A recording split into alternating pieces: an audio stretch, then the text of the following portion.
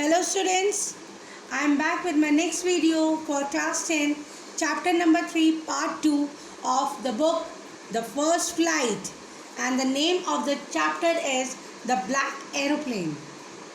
Do you think it is a story of a plane which was black? I don't think so. So let us read the story and find out what the story is really about it. This is the story of an aeroplane which was in danger and an unknown black aeroplane helped him out. तो ये story है बच्चों एक ऐसे plane की जो कि मुसीबत में फंस गया था, बाद में एक काले रंग के एरोप्लेन ने उसकी मदद करी. तो आपका सोचना थोड़ा सा सही होगा यहाँ पे कि हाँ वाकई में एक प्लेन था जो कि ब्लैक कलर का था.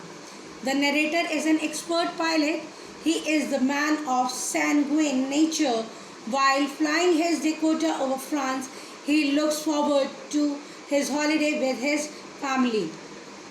तो जो नरेटर है, जो ये स्टोरी आप लोगों को बता रहा है, बोलने वाला जो है वो एक एक्सपर्ट पायलट है, यानी कि वायुयान का चालक.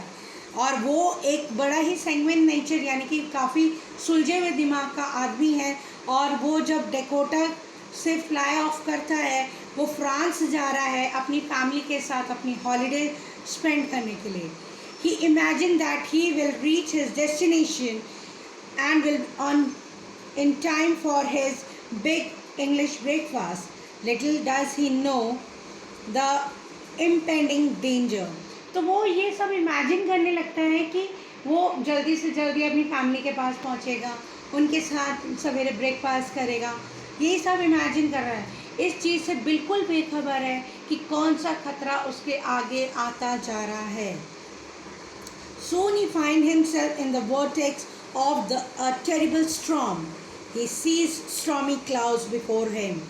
Now, अब वो दूसरे ही क्षण में अपने आप को तूफान के ठीक बीचों बीच घेरा हुआ पाता है. और इतने बुरा तूफान होता है कि उसको ऐसा लगता है कि चारों ओर से बादलों ने उसे घेर लिया है. He is a man of immense fortitude and patience. लेकिन वो जो व्यक्ति था काफ़ी स्ट्रॉन्ग माइंड का था, काफ़ी स्ट्रॉन्ग हार्ट का था और काफ़ी उसके अंदर पेशेंस बहुत था. He does not lose his presence of mind. उसने अपने दिमाग की सतर्कता नहीं खोई थी. He know that he was not enough to fly and over the clouds. वो ये बात अच्छे से जानता था कि वो बादलों के ऊपर से उड़ान भर के तो नहीं जा सकता था. To make the matter worse for him, he loses his radio contact.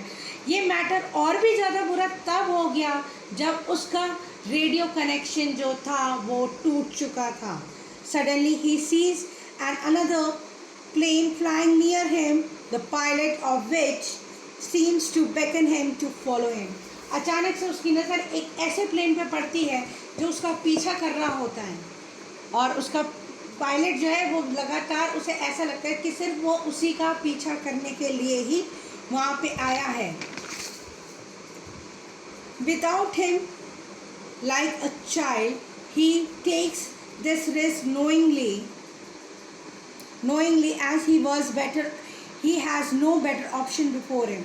अब वो ये बात तो जानता था कि उसे उसके ऑर्डर्स फॉलो करने ही पड़ेंगे. जैसे कि कोई एक बच्चा अपने माँ बाप या किसी भी बड़े का ऑर्डर फॉलो करता है, ऐसे इस टाइम पे नरेटर को उस ब्लैक एरोप्लेन के पायलट के ऑर्डर्स को फॉलो करना ही करना पड़ेगा क्योंकि उसके पास कोई और दूसरा ऑप्शन नहीं था. The mystery of the non existence aeroplane puzzled him, but he is grateful and happy at the moment. अब वो जब उसने लैंड कर लिया था सेफली, मतलब वो टोटली सेफली लैंड हो चुका था. किसकी मदद से? उस ब्लैक एरोप्लेन की मदद से. तो बच्चों मैं यहाँ पे आपको ये बताना चाहूँगी कि ऐसा कोई प्लेन था ही नहीं. अब ये इसमें मिस्ट्री है इस चैप्टर में कि वो प्लेन क्या था, कहाँ से आया था, कहाँ गायब हो गया, चैप्टर में नहीं दे रखा है. ना ही वो नरेटर जानता था, इसलिए उसने चैप्टर में भी डिस्क्राइब नहीं किया है. लेकिन वो फिर भी उसके लिए थैंकफुल था, काफ़ी ग्रेटफुल फील कर रहा था उसके लिए क्योंकि उसने उसकी जान बचाई थी और उसे हेल्प करी थी ताकि वो सेफली लैंड हो जाए.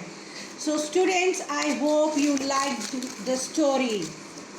What do you learn from the story? The lesson of the story is that whenever we are in danger, we shouldn't lose our heart, patience and the presence of mind. तो बच्चों, आपको इस story से ये सीखने को मिलता है कि कभी भी हमारे सामने कोई भी खतरा हो, आगे जैसे जैसे आप लाइफ में आगे बढ़ेंगे वैसे वैसे ही आपकी लाइफ में डेंजर्स भी आएंगे, लेकिन उस समय ना तो आपने अपने दिमाग की सतर्कता खोनी है, ना अपना पेशेंस खोना है। बड़े कामली ठंडे दिमाग से विचार करके उस टाइम पे उस डेंजर से निकलने का रास्ता ढूंढना है, जैसे कि इस कहानी में हमारे नरेटर ने किया।